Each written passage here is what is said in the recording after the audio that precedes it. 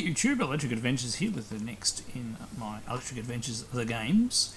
We're moving on to Program Pack 9. This one has 4 smaller games on it. Get that reflecting. So we have Artillery Fire, Tennis, Number Puzzle, and Towers of Hanoi. In a way, they're sort of 3 of them are sort of puzzle games. One a little bit action orientated, and obviously tennis is tennis. So 4 smaller games, but 4 games on the one pack. So let's have a look at Artillery Fire. So not a huge program, but once again inspired by one of the Atari 2600 games from back in the day. Switch to our title. Let's get into it. I'm not sure there'll be much sound effects. Oops, I'll just put my headset on just in case. Right, so we're using the drawing routines. Right, so we need to set our angle of fire and press up and down to do that. So, and then we press space and then power fire. Let's go 50. That didn't get very far. So 50. We'll go 60 with this one. Let's make the power.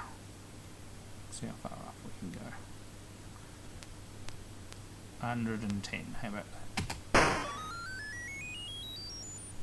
that?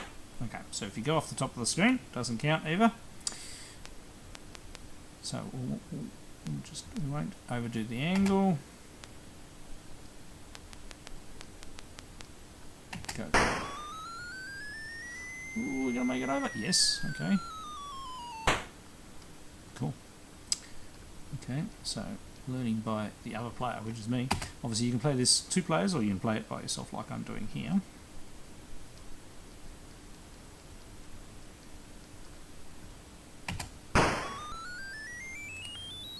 Ooh, yes. Yes, yes, yes, yes. Hey! So the collision detection's nasty or generous, whichever you want. And obviously we have some different layouts here. So once one person is victorious, you can you have another one, and then you've got to figure out your angle. Be the first to figure out your angles and power.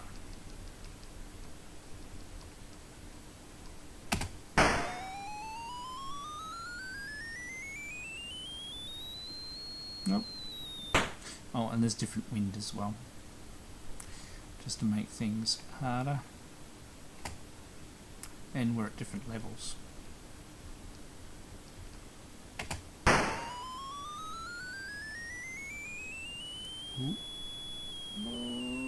Too far, I reckon.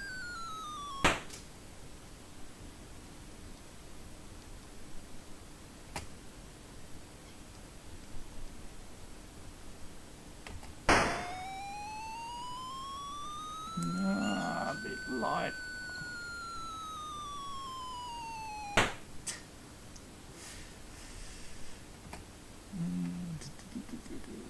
This one seems to be lighter because we're higher.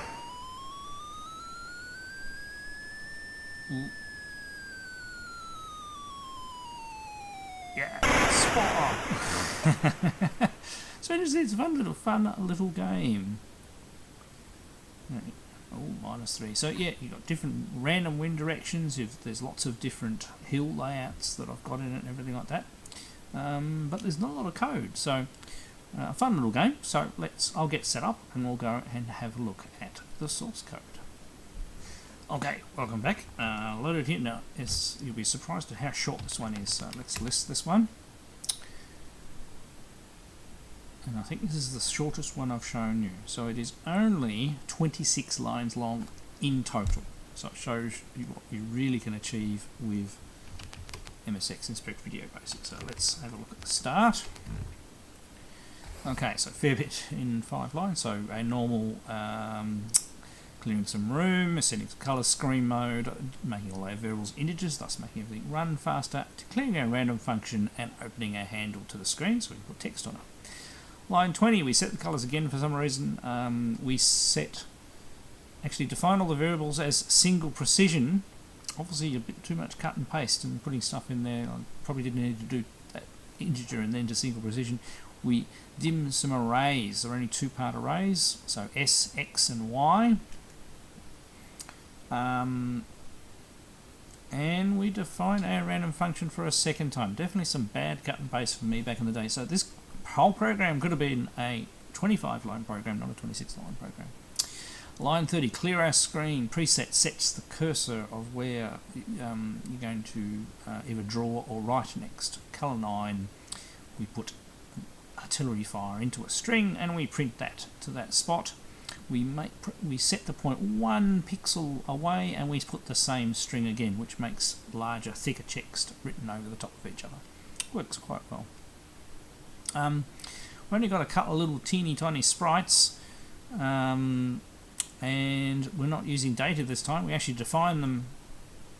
So we make a string of 8 255, so which is all pixel set. So that basically defines a square box. We set that as the first sprite shape, and then our second one we use the values 192, 102, which gives us a little tiny little dot, and that's our bullet. And there, all the sprites we're going to use. We preset to another point and we put press trigger to begin. And then line 40, we wait for either the keyboard spacebar or the first trigger button or the second trigger button to be pressed, because obviously this can be played 2 players. And otherwise we set our, I reckon S is scores for player 1 and 2, and we put P equals 1, which would be the current player. Line 50, clear the screen. We draw, basically rub the screen out. We obviously jump back to this when we redraw the screen. We put player 1 and player 2 text up the top. We change the colours and we put that twice to make it thicker. Okay, G is a random number between 1 and 4 divided by 10 plus 0.1. Now, being G, I would guess, without looking at the rest of the code, it's going to be a gradient. Oops. Trouble when you're not looking and you offset your typing. Right, 60 to 90. Goes up 240. We'll have to have a look at that in a minute. Y1, we do another random number between 0 and 60 plus 100. Y2, a random number between 0 and 60 plus 100. So this is actually doing our the different parts of our hill, I think. Oh, the G might be the wind. Okay. We'll find out in a minute. Right, so we draw a line from our first Y point plus a random value along. Is that line minus step? Yeah, so this basically draws our hill. So we're going to have a flat section, we're going to go up, down and have another flat section, and this flat section might be lower or higher, and then it's based on the random numbers that we do. So and then we paint everything below that line, which will fill in all the land. Line 70, then we set a random X value and for each of the players, how far they are in from the left and right, so that's makes the players move in and out in a bit of randomness to make it a bit harder to guess where they are. And we put our 2 sprites, sprites 1 and sprite 2 are our 2 player. Just all we're doing is putting square blobs. We turn on interval, so every 25 milliseconds we're going to go to a go sub there and we turn that on. I would say that might be something to do with adjusting the speed. We'll have a look in a minute. Line 80, set a variable, put a random value in W of from 1 to 10 minus 6. So that's our wind. Okay, so that's our wind range. We draw a line to cross out the current wind value. We draw the word wind and its value. We put it into a string first, do it twice with 1 pixel offset to make it bold. Line 90, we do the same thing with angle to fire.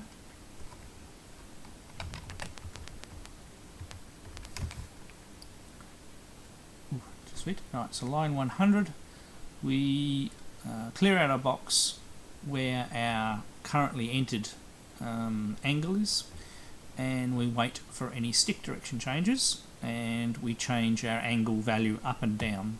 Line 110, we're looking for the trigger to say we've finished entering a value, and that's any of the 5 buttons will do it. Otherwise, 100 we loop around, rub the value out, and see if the stick's moved up and down. That's why it flickers, because it's constantly being rubbed out and drawn in a quick little loop. And then 110, so if we've pressed this trigger, then we go on and we're going to adjust the power to fire and do the same thing. We default it to 50 and allow, so line 120 allows the joystick to move the value up and down. And we allow maximum range, so our power can go up to 120 and down to 50. And line 130 is looking for a button to say that we're finished. And now line 140, we do a bit of maths. So this is working out the basically the artillery curve. So I'm not going to go into the precise math now because I haven't worked it out, but we're using our good old cosine and sine functions to do a bit of calculus to determine, I'm not sure what I've used as the standard gravity. Looks like I do use a standard figure there because there's 3.141 there. So obviously have got this calculation from somewhere, but we're talking 30 years here, I'm not going to be able to remember. And if we're player 2, we need to reverse the x velocity because we're going to go from the right to the left instead of the left to the right. So that's the only change to do the player. So as you can see, this is all, I mean, there's some more complicated stuff here, but it's actually quite simple. So line 150, we set our sound up. So that's just setting our sound registers up ready for our sound. Line 160 is doing a bit more sound, and depending on whether we're player 1, we set it T to be 2 or 1. Now line 107, would be our loop of our trajectory. We go and add our x velocity and our y velocity that we worked out before. We also add the wind to the x velocity as well, so the wind affects the left and right movement. And we put our sprite, we put a little delay in there so it doesn't go too quick, interesting enough. We go sub 250, we'll have a look at what that is in a moment, and then you go if point, so if the current point where the sprite is the colour of our ground, then we know that we've finished shooting. Maybe that goes sub C to see whether we've hit one of the actual players themselves.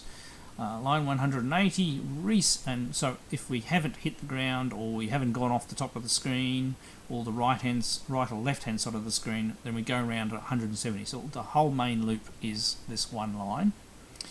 Line 180, we stop our sound playing, so we clear all the sound registers. Continue on 190, we turn our interval off. Remember the interval statement there.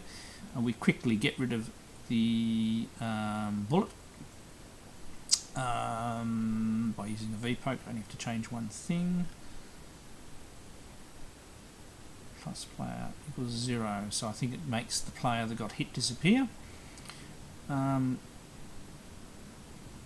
then if it's player 1, we set P to 2, and otherwise we set it to 1. So this is going to obviously adjust the score of the player. Let's have a look. Line 200, we turn the interval back on. If F equals 0, then 80, else 50. So, not sure what F was. But anyway, line 210, we just go around a circle. That's adjust in case command, which we should never be able to reach that. So line 220 is the first one of our subroutines. It's looking for A9 equals 0, then A9 equals 1, so it's reversing A9, and it just changes whatever's in A9, it goes and pokes into a particular spot. Can't tell you, I'd have to reference where we're calling that. Line 240 rubs out a square, sets the colour to 7, and yeah, so that puts the 2-player scores back up the top as well. And our last two things is another function, so line 250 is using our absolute value function to do a bit of collision detection and seeing whether we've hit the player. And if so, we do a bang sound. And that's what that sound is. And we actually go up to 240 to do the player score, and 260 return. So as you can see, very short, 26 lines, could have been 25.